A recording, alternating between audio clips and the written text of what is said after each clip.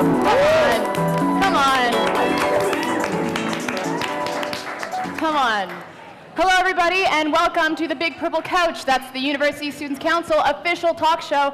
I'm your host, Ali Chiasson. And your co-host, Grant Glazer. And I am so excited because we're indoors, and we were supposed to be on Concrete Beach today, but the weather's not really permitting. Yeah, the weather, it's kind of like that Murphy's Law thing where you want to do something big, it always is gorgeous before. Yeah. And it just doesn't turn out. Yeah, and last week we did our show on Talbot Bowl, and raining again.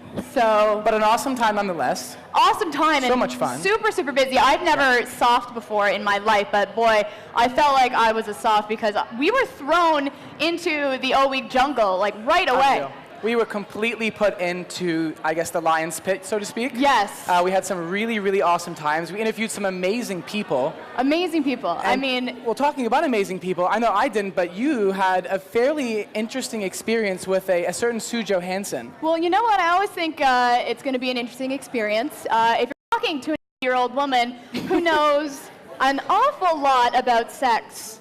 Tons about it. Yeah, so, and boy, if I'm going to make a mistake, Grant, of course, knowing myself, it's going to be right at the beginning just to set the tone for the rest of the interview. So I start off that interview. I did so much research, because boy, did we prepare for these interviews.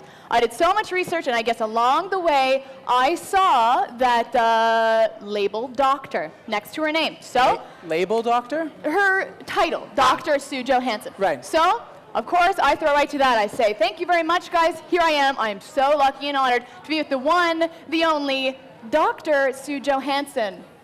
She goes, let me get one thing straight, okay? I'm not a doctor. All right, so. Right off the bat, first question. Right off the bat, slam to the ground. But boy, it was fun because she sort of took you for a loop because I was given the guidelines to make sure it doesn't get too raunchy and make sure it doesn't get too boring.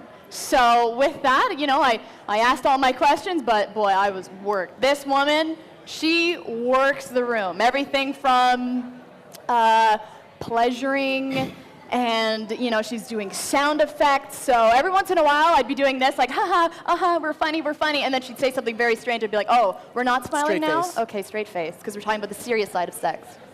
So it was like totally up and down, entertaining. It's going to be entertaining.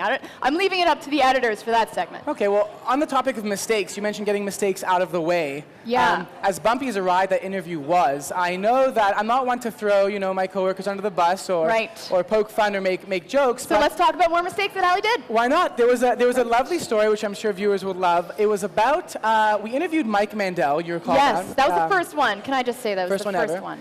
So why not get those mistakes out of the way, right? And he was a hypnotist. He's been actually at Western for years and years and years. And we interviewed him, but it was kind of a one-way thing. You did first, I did it second. Yep. You got your questions. And I guess what happened was, for those that haven't seen the interview yet, is you interviewed him first. Yes. And I stood behind the camera. And then I jumped in front of the camera, and you kind of recorded, so to speak. But in the act of recording, I guess someone missed to push the recording button. Myself did not push the record button. So, you know, I swear to God it wasn't sabotage. I hope not. Might have been a little bit. I hope not. But he was really good with... He was awesome. Oh, that acting, his skills, goodness. I mean, hypnotism, he should throw acting under his belt there, because that second interview was almost like... it was almost like it never happened. Absolutely. So he did a really, really, really good job. And, you know, Mike Mandel, if you're watching, thanks so much for being such an awesome sport. Everybody else, too, they did a really great job with us. And, I mean, we did as well as we could have. And, boy, we had just so much fun because there's so much going on. We kept on our toes. Kept going. Even through the weather, even through the rain. Even through the weather, and it's not slowing down this week. This week we have a whole bunch of stuff going on in the UCC. We have everything from frats to clubs to USC-related things. But I'm not getting to the specifics, but I know our very own Rebecca Ford is, so take it away, Rebecca.